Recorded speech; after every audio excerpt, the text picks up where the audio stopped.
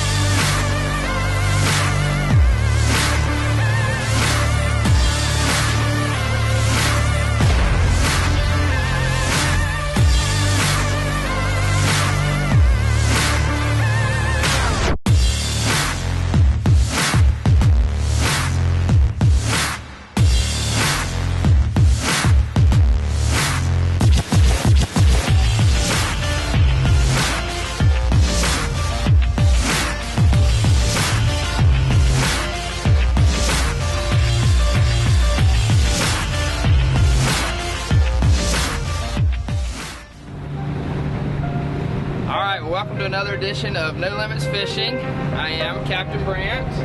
And who are you? Are you First Mate Braden? First Mate Braden? Captain Guru. Captain Guru. And here we have special guest stars today, Ocean Isle Fishing Center staff. Charlie Garsich. Duncan Herring. Charlie and Duncan. These two young men work with us at the Ocean Isle Fishing Center. And it is a lovely morning to go fishing. I have no idea what we're going to do. But oftentimes, when you go fishing, you have to be prepared for anything and everything. So, the boat literally looks like a porcupine. We've got so many rods on it. We've got bait to catch anything from a blue marlin to a sea bass. I do believe the ocean is nice, so we should have options is what we can do. So, what do you have any idea what we should do, Braden? You want to catch something? You catch something big or something little? Huh? You don't know? Alright, you got your mind on anything? Absolutely. My mind is on the frying pan. I want to catch something for the frying pan, which would be about a 14-inch sea bass. Sea bass, maybe some snapper, maybe grouper. Trigger fish. Maybe we'll do some bottom fishing. That could be a good thing. We can always fall back on that. So, alright, we're going to head out here. Looks like a nice day, and we'll just see what happens next. Charlie and Duncan, you guys got to catch a lot of fish today, right? Sounds good.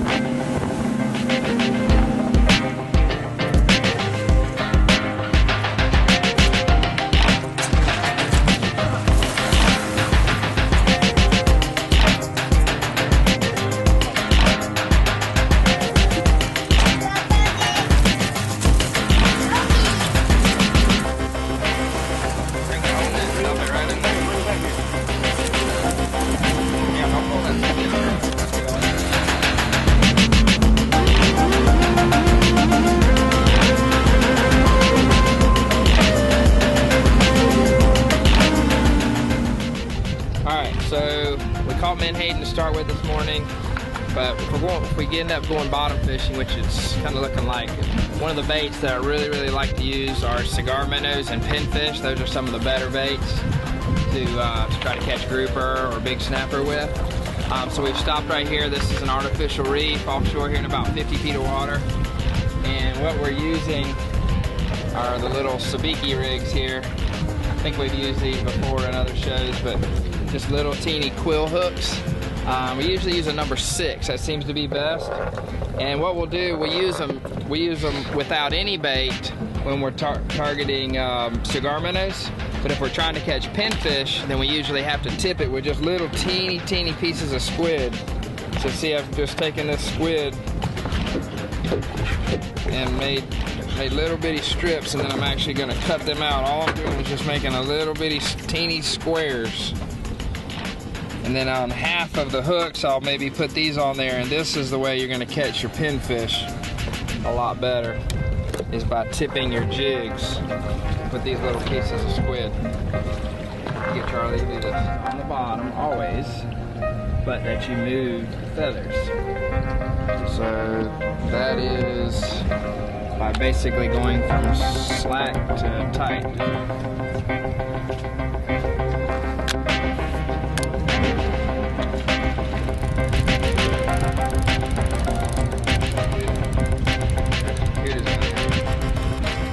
No Limits Fishing is brought to you by... There's no better place than the one you call home. It's where memories are made and futures are planned. Doesn't your home deserve the right protection? Stop by or call Allstate agent Rusty Russ at 910-754-6596 to talk about home insurance today and let the good life in. Yeti coolers are built to take the rugged abuse that comes with the way we work and play. These grizzly-proof ice chests are virtually indestructible. With thicker walls, more than twice the insulation, they outperform the competition. And keeping things cold is what Yeti Cooler is all about. Yeti Coolers. Wildly stronger, keep ice longer. Marine Service Center of Little River, offering sales and service for Yamaha, Contender, Pathfinder, Hughes, Maverick, Carolina Skiff, and other top-of-the-line brands. Visit us online or off Highway 9 outside of Little River.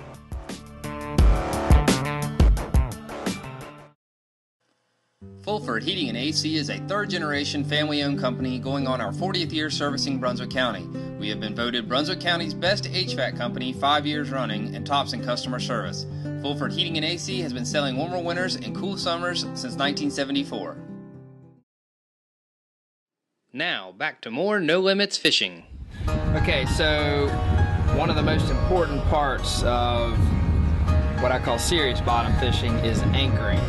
You can drift and catch plenty of fish, but in my opinion, if you want to be most effective, then anchoring is a big part of that, and it particularly relates to catching grouper.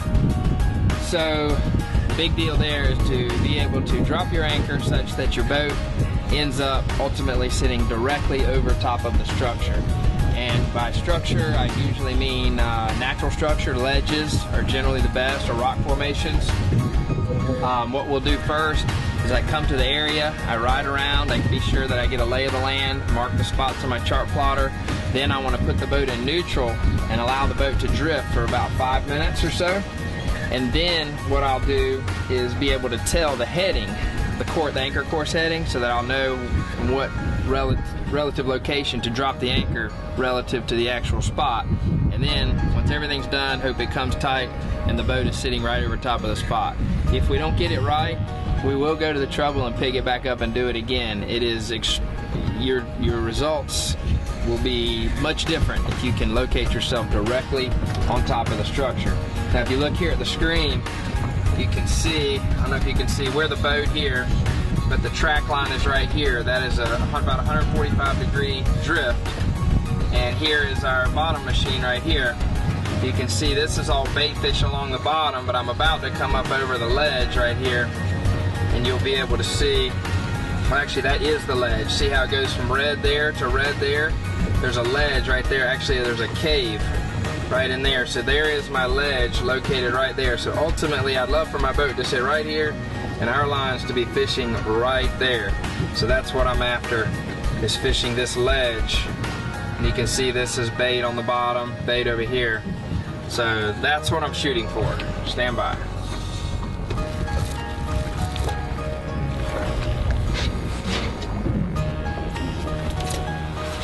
Alright, so the anchor's set. We're sitting right on top of the ledge. I like where we are. We've got a little bit of current, but it's not terrible. What we want to do here, if we're trying to catch grouper, which is what I really want to try to catch, then we have to take our time. We don't want to rush into, as soon as you stop somewhere, everybody immediately wants to fish. But what we want to do first is to try to create activity under the boat. So we've got Duncan and Charlie, and I think Rube has even got some squid on, and what we're going to do now is just focus on dropping down, maybe catching big sea bass, maybe some snappers or something, just to get some activity so that the fish will start congregating under the boat. Grouper are very curious fish. When they start seeing all the activity around the boat, then they're going to come down and be ready, and then hopefully we send our grouper baits, live baits to the bottom, and we get them. But we'll see. That's how it would be planned. We'll see what happens. Yeah, get a bite? Get a bite, get a bone. That might be a king.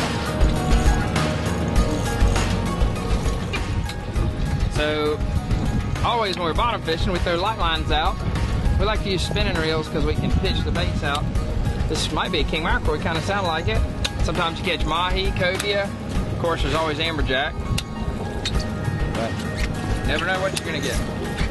We have got a fish on this line right here, which is acting like a king mackerel.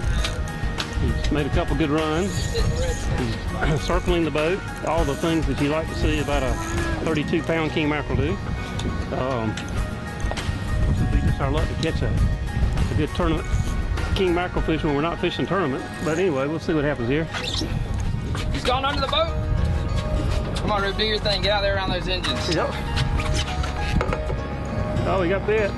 Got bit in half. You get bit? Yep. Oh my God. Big king mackerel. Look at that.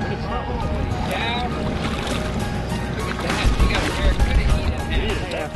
And by golly, the barracuda got paid back. Something ate him. I'm gonna go for like a 50-pound king mackerel, Betty. What do you think? Yeah, king mackerel ate the barracuda. Yeah, payback. Look, Brad, he's still talking to you. Look at him. He's moving. Help me, Braden. Help me.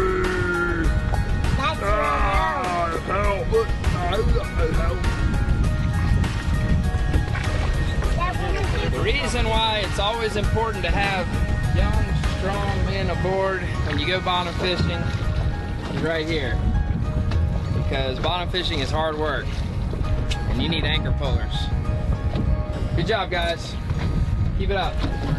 Charlie, you can join in anytime. You look like you're at your normal job. Supervising. Lay everything aside. Attempting to catch a grouper, circle hook. Like to hook them right here in the back near the tail. Fish it over. Weight. Leader. Clicker off. Want to send it to the bottom nice and slow though. I don't want to mess that bait up. This is exactly also how you would want to catch an amberjack if you were wanting to try to catch an amberjack. So sharks are a problem. You get in an area and you're dropping down baits and you're getting a lot of sharks, not much you can do but just leave. But so I'm just letting it down nice and easy. Usually happens pretty quick when that bait's on the bottom. There's generally not a lot of waiting. All right, I'm on the bottom. I'm engaged. What I'm waiting to feel for, hang on, buddy. What I'm waiting to feel for, if a fish hits it, it's gonna feel like a hammer. Bam, bam. Baits, whoop, pop, pop, there was a pop. What happened?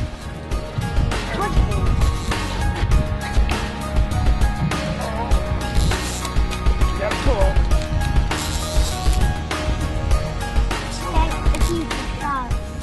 Looks like the right kind. Little grouper.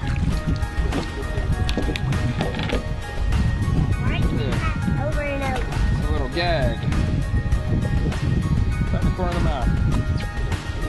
Pretty fish. I don't think he's quite legal though. They gotta be 24 inches. I don't think he is quite legal. There. Ooh, he's close. He's close. It's like a ½ inch too short.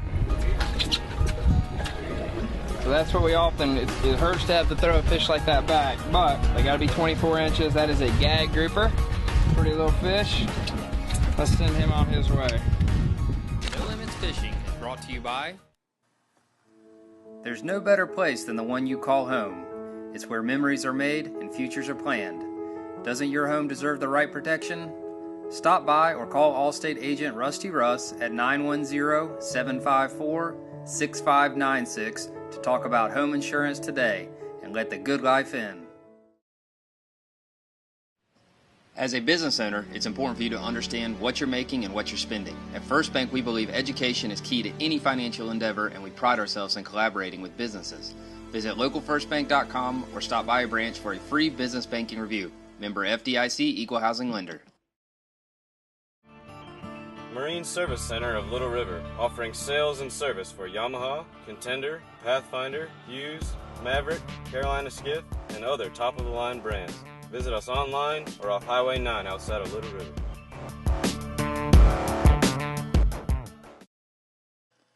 Fulford Heating and AC is a third-generation family-owned company going on our 40th year servicing Brunswick County.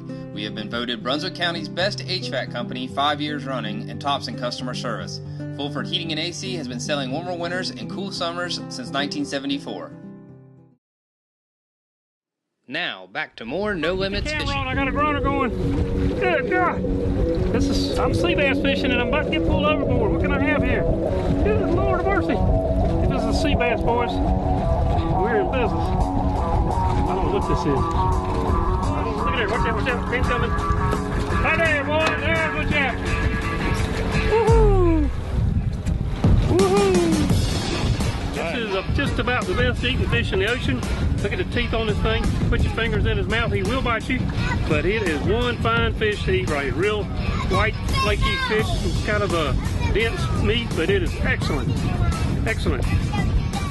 Somebody turn the frying pan on. We got a good fish coming here. Turn it on. All right, folks, y'all are probably wondering why I have such success catching these bottom fish. It's because I'm using a Shimano Torium 16 with a Star Deluxe 15 30-pound rod with a giant sea bass. Check me out, boys and girls. That's how you do it. Look at that. That's how you do it. Right there's how you do it. Turn the frying pan on.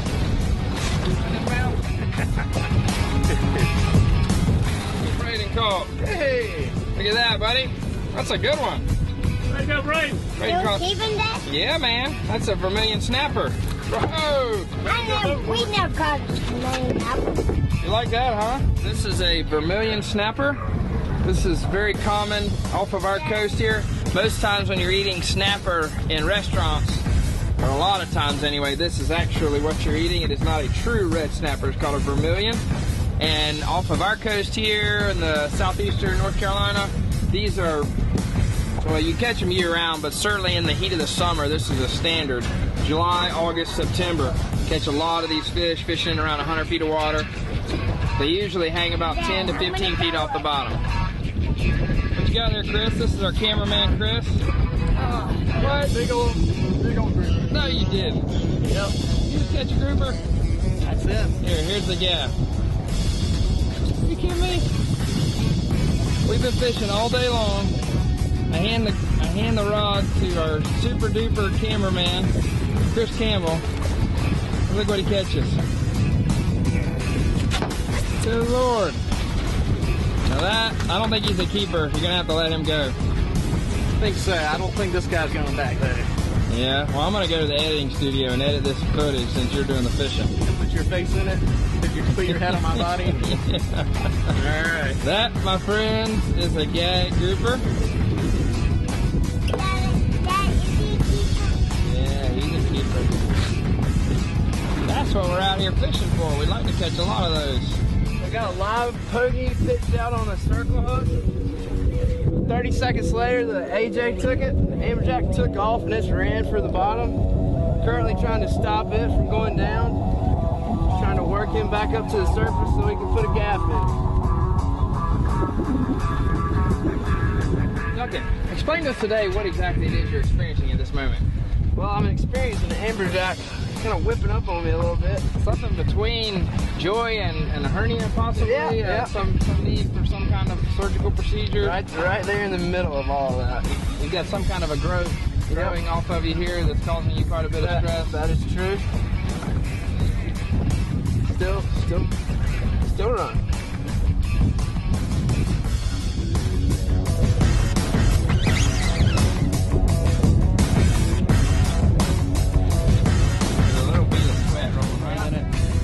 About 25 minutes into the fight with this amberjack, he is still pushed down pretty low. Got a couple of glimpses of him, and then he just makes another run for the bottom. Yeah, more drag, turn it out. Getting him some more drag.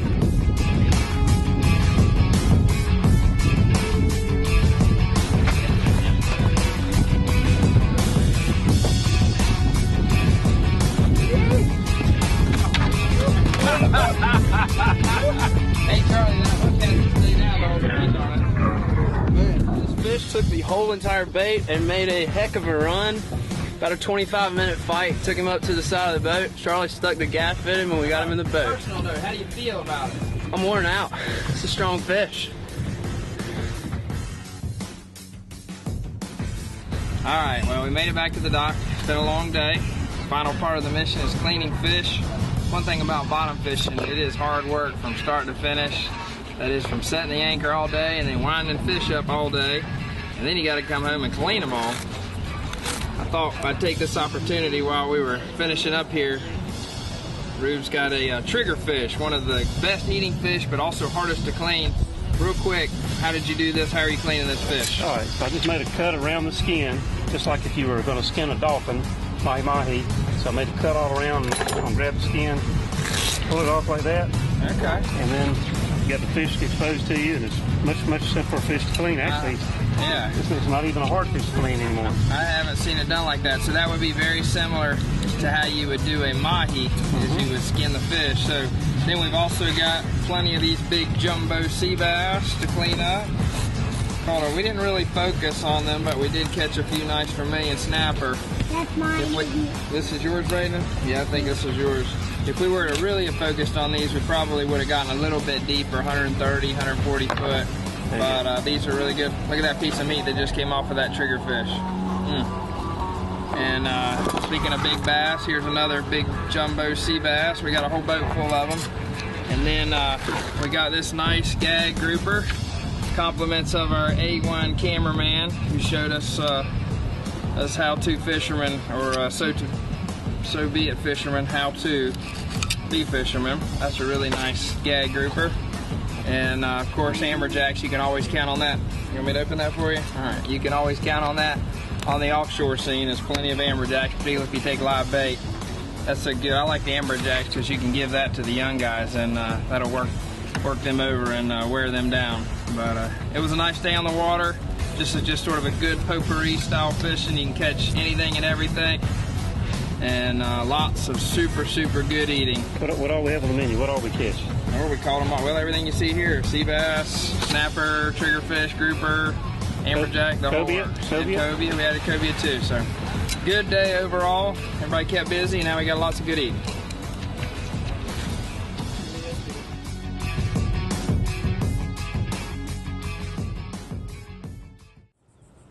Based on that performance by our father, the guru, Grandpa Rube, from our children, I would officially like to call that a Rubisode. He outdid himself like normal when it comes to bottom fishing. That is where he excels. There's no doubt the man just absolutely lives to catch a sea bass. Yeah. There's something inherently satisfying about going out in the boat into the middle of the ocean, looking on your depth recorder, your fish finder, seeing a rock, seeing the fish scattered around it, dropping a hook to the bottom, and immediately getting a bite and yanking and winding them to the surface. And knowing that the fish you're bringing up is going to taste better pretty much than any fish you could buy at any seafood market around. The black sea bass, that is definitely his favorite, should not ever be considered of less quality than any fish. No doubt about it. And like I said, I wasn't there for the trip. I know pretty much how that trip went, but I did see the results of it. Yeah. And you were right. We had snapper, we had sea bass, we had amberjack, we had all kinds of stuff that we brought back here. You guys cleaned it up, and we took it to the restaurant there at the Wing and Fish Company in Charlotte. And man, I'll tell you right now, you need to go fishing again. Yeah, it's about that time. It is. We, one thing I really enjoyed too about the trip was we took a couple of our young guys from the Ocean Isle Fishing Center here that work with us during the summer, Duncan Herring and Charlie Karsich, and both of those guys are hardworking young men, and they don't get to fish a whole lot offshore, especially. And so what I really like to do when I take young guys, especially the guys that are nice and strong, women, whatever, they think they're real pumped up and super strong. You put them on the end of some amberjack, and it'll bring you back down to reality. Yeah, exactly. But anyways, moving on, into the fishing report now. Yeah. It's hot as heck out here. It's the end of August. We're sweating. And, the fishing opportunities are it's starting to change a little bit. Right. We're on the very, very front end of the transition into fall. And, but it is still very hot. So we're on the same theme as we were, I guess, in the last show where we talked about fishing deep a lot.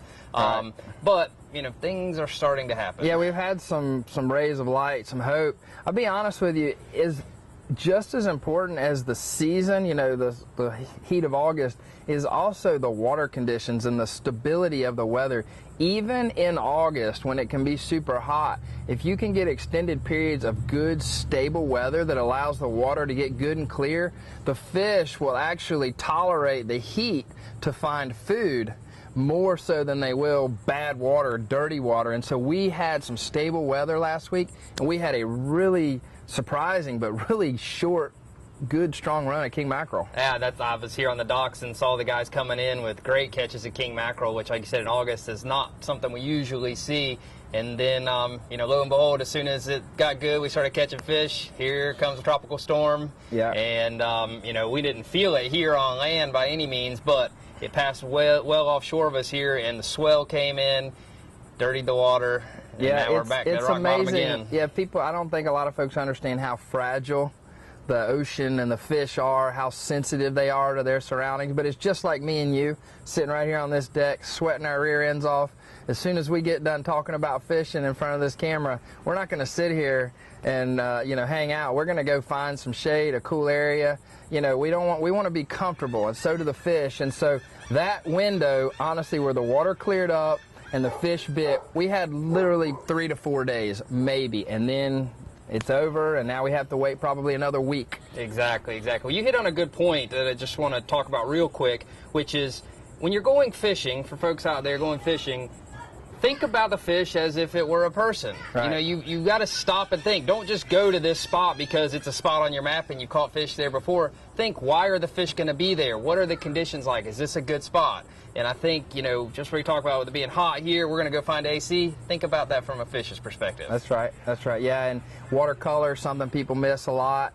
You want to try to acknowledge what the water looks like when you catch fish. What does it look like? And how do you find the conditions when you don't catch fish? We went out yesterday offshore. We ran a great bottom trip. The bottom fishing was good, but the top water out to 100 foot, very stirred up, sandy, silty, and the fish, particularly the topwater fish, they won't tolerate that. I think they either sink to the bottom and get out of the dirty water, or they leave. But anyway, lots of exciting things coming up. One thing I've got on my agenda is to try to do some white marlin fishing coming up. Yeah, that'll be somewhat of a new fishery for us. We got a little bit of experience, but it's time for that now. And whether we try out of here or whether we go north to Oregon Inlet, I'm looking forward to doing that. The reef flounder fishing is really good this time of year. The big redfish are right around the corner. A lot of stuff is happening. It's time to go fishing. Yeah. I am very, very much looking forward. We had a little taste of that cool north wind, actually a few mullet coming down the beach, but I am so looking forward to waking up, putting on long pants, a light jacket, and going fishing and having a good time and a great day, being comfortable catching a lot of fish. That's the game plan. Our summer season is winding down here. It's time for us to take a break, except not really take a break. Let's go fishing. Let's go fishing.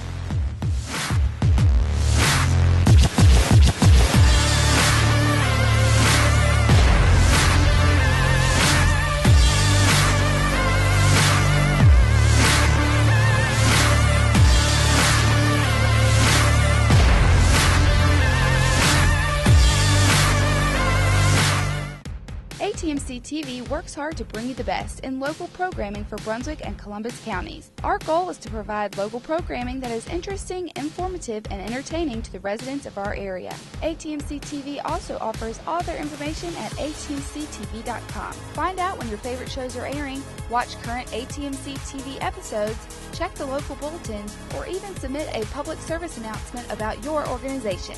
Be sure to check us out on the web at atmctv.com. Trojan football is back on ATMC TV.